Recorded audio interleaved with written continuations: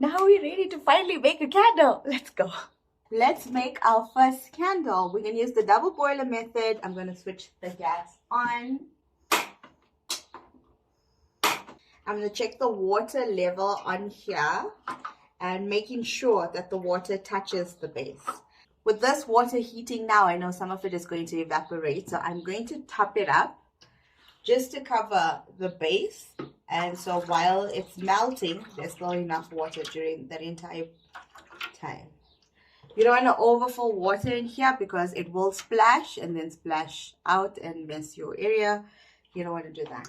So I still have some leftover wax. I'm not going to let that go to waste. So I'm going to pour in my raw wax. I'm using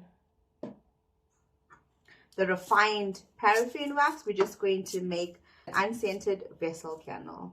So this is the first process. When you start melting your wax, you're going to spread the wax so it can evenly melt down as much as possible. Because this was already melted before, I'm going to put that on top so it doesn't burn and allow it to do its thing.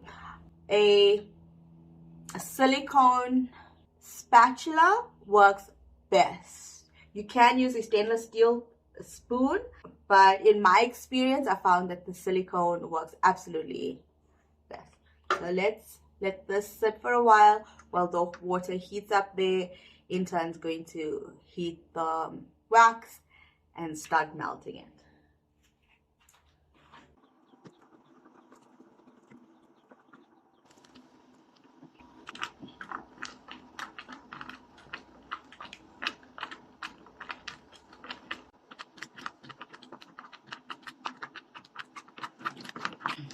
It's at this point you can turn the heat off and you can keep your pot on the water, on the boiled water, until each bit of your wax has melted. In the meantime, we're going to prep our vessel. So what we're making today is an unscented plain candle. And for that, you would generally use as decorative pieces. So we're going to use a small souvenir vessel for that purpose. So your basic necessity is your vessel and then your wick, these wonderful wicks. They come with wick holders at the end. So you'll just take a glue dot and stick that on there.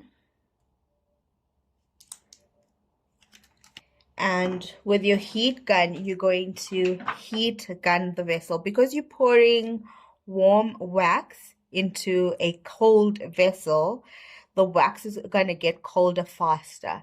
So by heating the vessel, you're going to slow down the cooling process.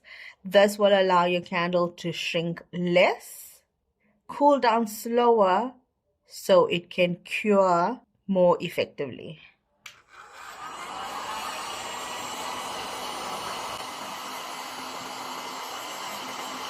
I like to move the heat gun around so I'm not burning just one spot, because if you do, it's very powerful. So if you do, you could crack the glass. You want to keep it away from anything direct, keep it moving, and not for a long period of time. So here the glass is already warm.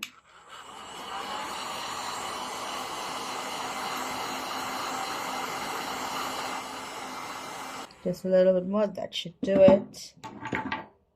So I'm going to take the wick and try to place it as center as possible, using the wick stabilizer to hold it down.